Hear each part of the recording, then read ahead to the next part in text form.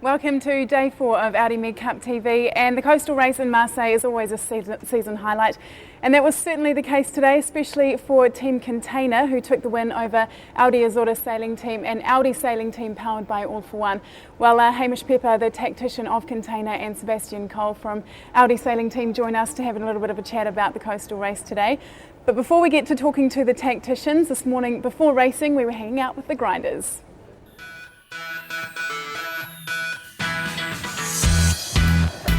Each position on the boat comes with a different responsibility. Much like football, every team member has his role. The one that stands out the most, the grinder. They're often right in the thick of it and being the muscles of the boat.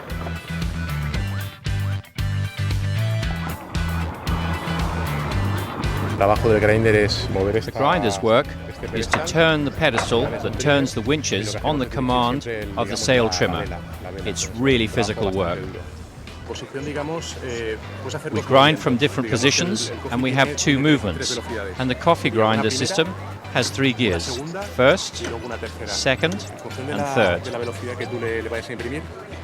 It really depends on the loads and the position that you're in as to how hard you have to push. It's not just about winding. This is a kinetic link between the chain in the system, the hands, the arms, the biceps, the triceps, the shoulder, the chest, and you need to be very stable.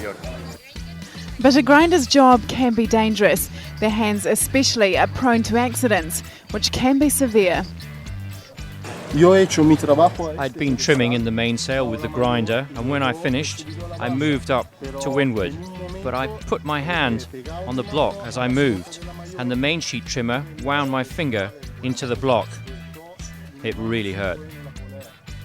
Big, strong and athletic, grinders are without doubt the engine behind the sail.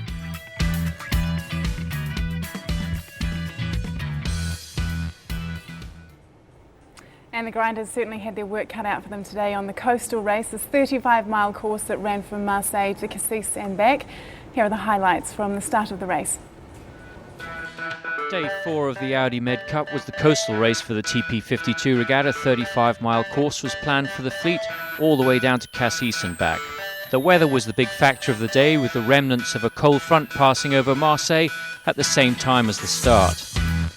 Resulting instability on the race course for the first upwind leg split the fleet and split the leaders, who all found themselves together on the left and left behind.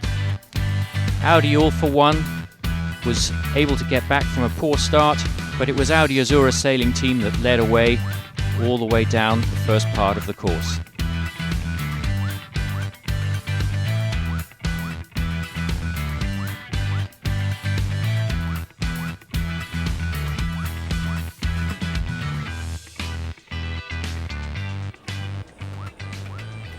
Well, Seb, I just want to come to you first and talk about the start of the race, because Audi sailing team powered by All for One was on the back foot right from the start of the race, weren't you?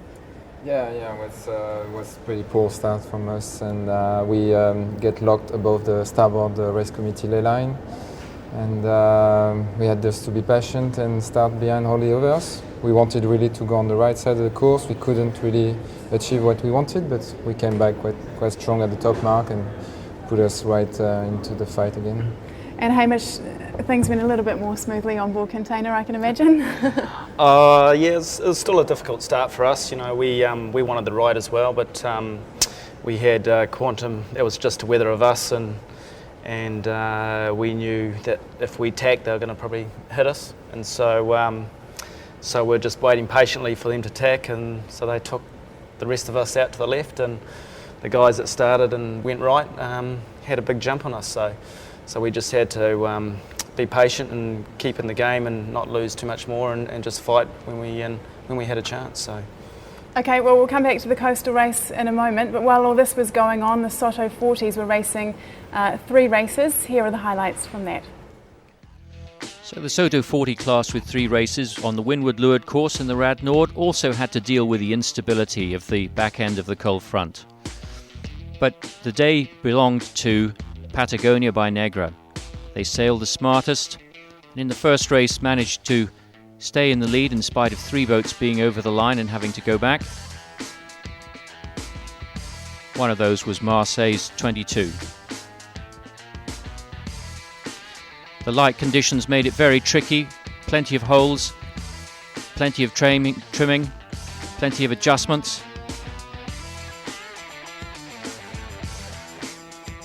And Goni from Great Britain sailed a very good race to come back in from being over the line at the start.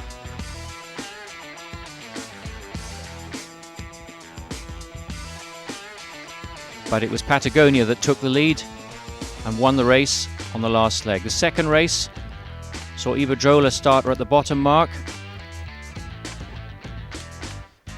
The pair sailed up in much fresher conditions, a bit more stable, but it was still very, very tricky.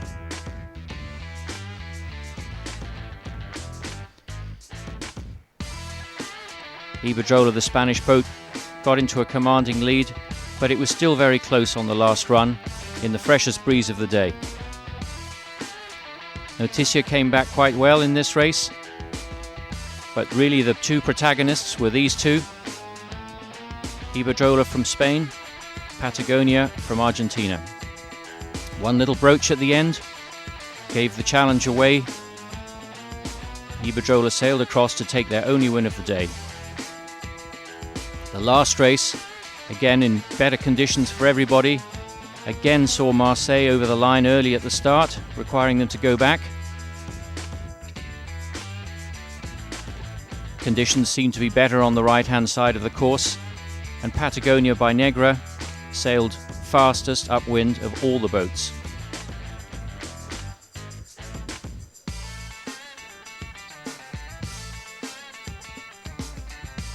Leading at the top mark, it was good downwind sailing, just what the Soto 40 class is all about.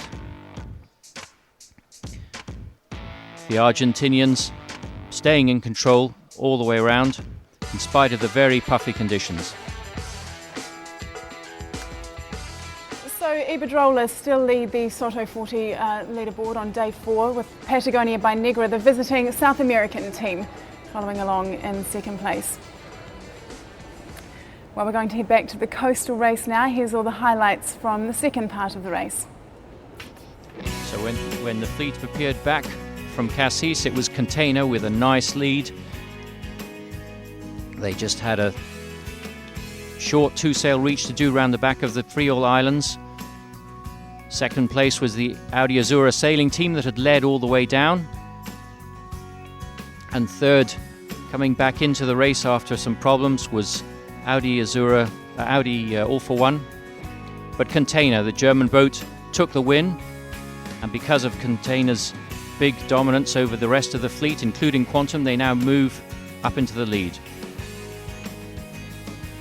Well, the big mover of the day today was actually Audi Azura team, who moved from 6th place up to 3rd, and then Container, of course, moving Quantum down into 2nd place. Hamish, that must have been quite a moment for you guys. I mean, I know there's still one day to go, but everybody looked really excited on board after the win today. Oh, definitely. You know, it's our first win of the MedCup series, and and Udo, our owner, arrived today, and so he was very, very happy with the team. So of course we're pretty pleased. Was there any moment in particular that won the race for you today? Was it just sailing well right the way through? Yeah, I think it was just everyone did the job very well. You know, we had a few breaks when we needed to, and we sailed well when we needed to, and so we caught back up into the race, and we were a little bit patient. We knew it was a long race, and just kind of stuck to our game plan, and it eventually paid off. So it was good. Sebastian, you had a very interesting time out there on the water today. Tell us about what happened in that second part of the race when you stopped. Yeah, we had to stop at one stage on the way to Cassis. We were sailing downwind with 20-25 knots of wind, and boat speed was around 80 knots, and we hit something in the rudder. And Jochen, our helmsman, couldn't really steer the boat anymore, and trying to assess what was happening. And at one stage we realized that we hurt a big fish, and we call this kind of fish sunfish in English, I think. And we had to stop and drop the spinnaker and go head to wind, go in reverse, and bear away again and hoist the kites. And by this stage we were last of the race, and was pretty disappointed because we are fighting for the second place with Synergy at this time. So yeah, we restart the race from there. And yeah, so to get into third place, something drastic must have happened there. What was the call? Yeah, the call was, you know, on the tactics, you're trying to manage the risk, and by being last at this stage, we took the maximum risk to play the left-hand side of the course, going back to the free island in Marseille. So we thought the left would have paid, but not so much. So we are a little bit lucky on that. But from there we sailed very well, and we managed to grab the third place. Well, the final day tomorrow, and the teams are very, very close on the leaderboard, so it's looking like another exciting day of racing. We're back here at 12:50 CET. We'll see you for more live action on the final day of the Marseille Trophy.